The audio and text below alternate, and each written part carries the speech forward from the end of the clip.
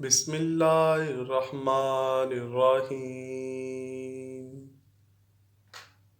حجاج بن یوسف بن حکم بن ابو عقیل ثقفی طائف میں پیدا ہوا اور وہیں پر اس کی پرورش ہوئی۔ حجاج بچپن ہی سے حکمران بننے کے خواب دیکھا کرتا تھا۔ جیسے ہی وہ جوان ہوا تو اس نے اپنا آبائی شہر طائف چھوڑا اور دمشق میں آ کر رہنے لگا۔ یہ عبد الملک بن مروان کا دور تھا۔ دمشق پہنچتے ہی خوش قسمتی سے حجاج کو ایک حکومتی وزیر کے ہاں نوکری مل گئی۔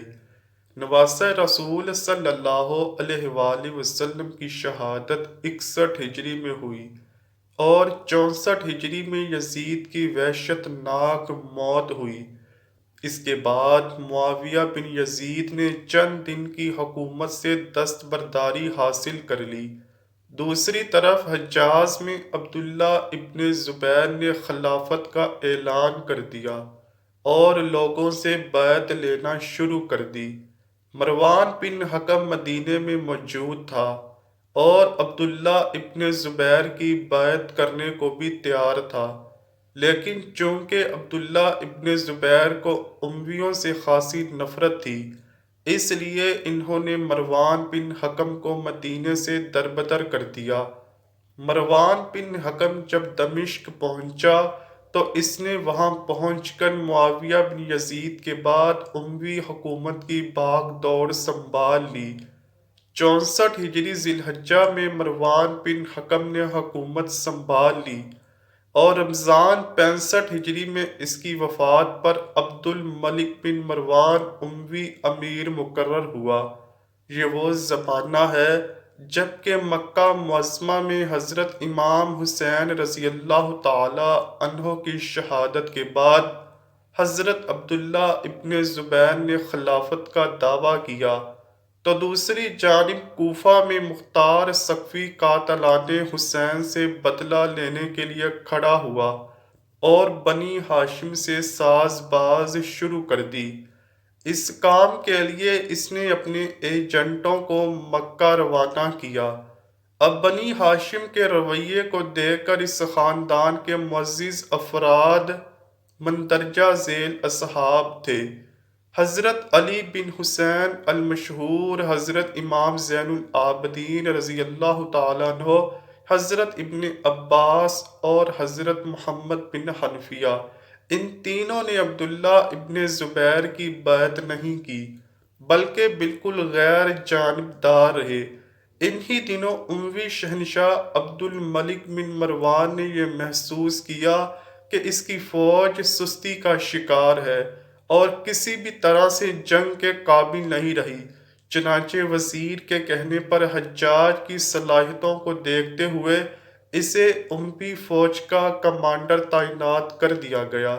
جلد ہی حجاج نے فوج کی ایسی تربیت کی کہ انہوں نے ایک سخت لڑائی کے بعد مصعب بن زبیر کی حکومت کو گرا دیا اور پورے عراق پر اب عبد الملک بن مروان کا قبضہ تھا۔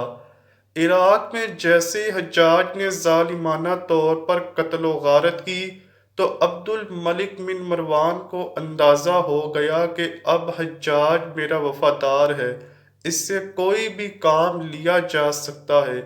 73 ہجری ذیقت میں عبد الملک نے حجاج بن یوسف کو ابن زبیر کے مقابلے پر روانہ کیا۔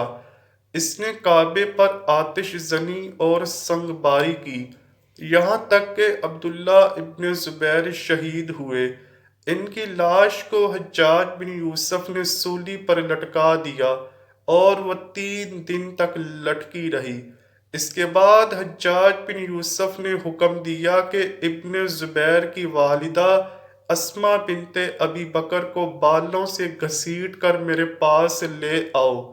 یہ سارا واقعہ صحیح مسلم کی حدیث نمبر 6496 اور ترمذی شریف میں 3944 پر درج ہے۔ جب سپاہی اسماء بنت ابو بکر کو نہ لا سکے تو حجاج ان کے پاس خود غصے میں پہنچا، جہاں پر اسماء بنت ابی بکر نے کہا کہ رسول اللہ صلی اللہ علیہ وآلہ وسلم نے فرمایا تھا کہ بنو ثقیف میں ایک کذاب اور سفاک شخص پیدا ہوگا۔ کذاب تو ہم نے دیکھ لیا اور سفاک تم ہو۔ حجاج کی سفاکیت یہیں تک نہ تھی، اس نے حجاز میں بنو ہاشم کے چشم و چراغ حضرت امام زین العابدین کو بھی کئی دن تک زنجیروں میں جکڑ کر قید میں رکھا۔ اسی دوران اس نے امیر حج عبداللہ بن عمر کو بھی زہر آلود نیزے سے بے دردی سے مروا دیا۔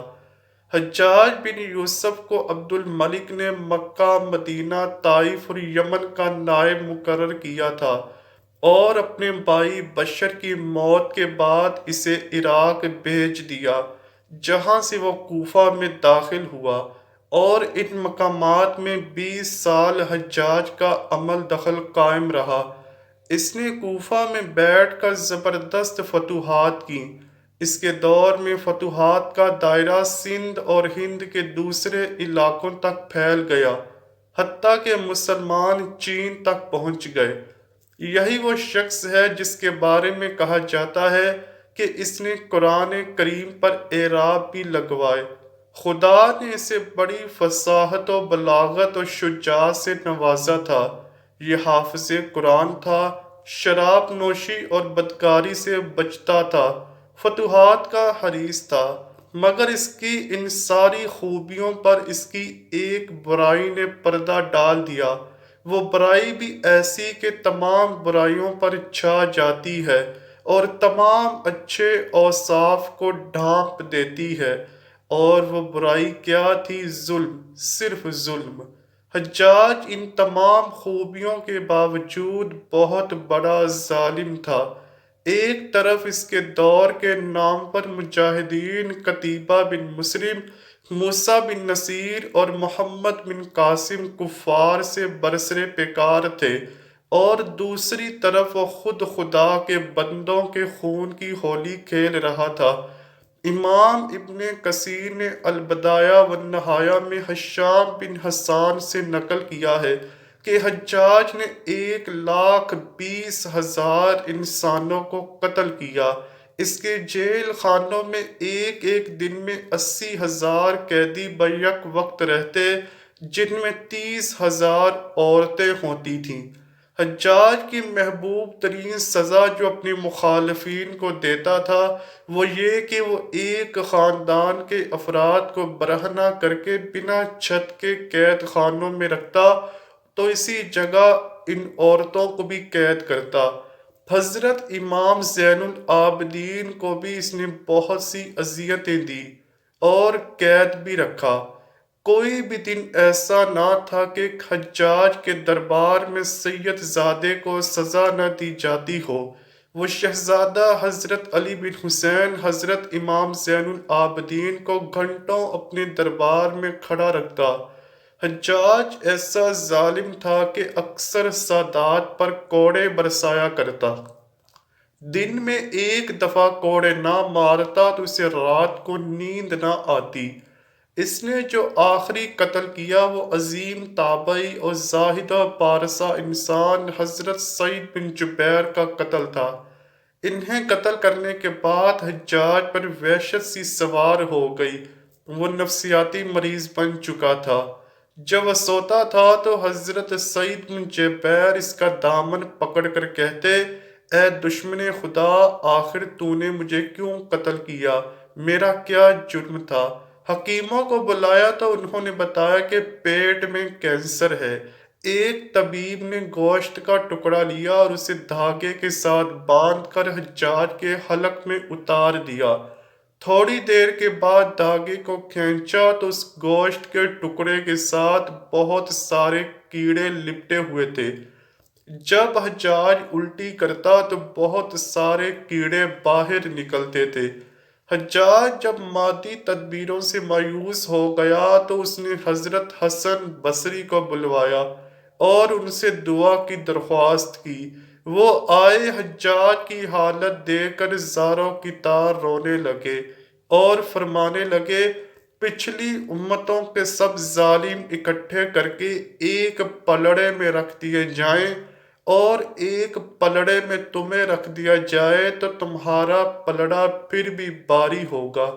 حجاج بن یوسف نے 70,000 لوگوں کو اپنے ہاتھ سے قتل کیا اور صحابی رسول صلی اللہ علیہ وآلہ وسلم کو کعبہ میں ذبح کیا۔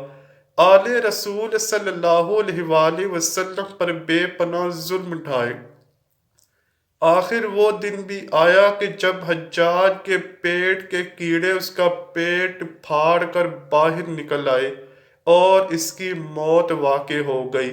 پورے شہر میں ایک ایسی بدبو پھیل گئی کہ ہر ایک کا جینا محال ہو گیا۔ حجاج کے چاہنے والوں نے رات کے اندھیرے میں اس کو دفنا کر اس کی قبر کا نشان بھی مٹا دیا۔ انہیں ڈر تھا کہ جتنا اس نے نبی پاک صلی اللہ علیہ وآلہ وسلم کے خاندان پر ظلم کیا ہے تو لوگ اس کی لاش کو بھی قبر میں نہ رہنے دیں گے۔ انہوں نے اس کی قبر کا نام و نشان مٹا کر بظاہر اسے تو خطرے سے بچا لیا، لیکن ظالموں کے لیے جو آخرت کے خطرات اور سزائیں ہیں ان سے اسے کون بچا سکتا ہے؟ وہاں تو کسی کا بس نہیں چلتا، کسی کی سفارش کام نہیں آتی، خاندانی وجاہت فائدہ نہیں دیتی، ظلم کا انجام ہمیشہ برا ہوتا ہے۔ چنانچہ انسان زندگی کے کسی بھی موڑ پر ظالم نہ بنے۔ اللہ تعالی ہم سب کو ظلم سے دور رہنے کی توفیق عطا فرمائے اور ہمیں نبی پاک صلی اللہ علیہ وآلہ وسلم اور ان کی آل پاک سے سچی اور پکی محبت عطا فرمائے۔ آمین یا رب العالمین۔ امید کرتا ہوں کہ آپ کو ویڈیو ضرور پسند آئی ہوگی۔ اگر ویڈیو پسند آئی ہے تو ویڈیو کو لائک کیجئے، شیئر کیجئے اور چینل کو لازمی سبسکرائب کیجئے۔ کمنٹ سیکشن میں اپنی رائے کا اظہار بھی ضرور کیجئے گا۔ ملتے ہیں اگلی ویڈیو میں، تب تک کے لیے اللہ حافظ۔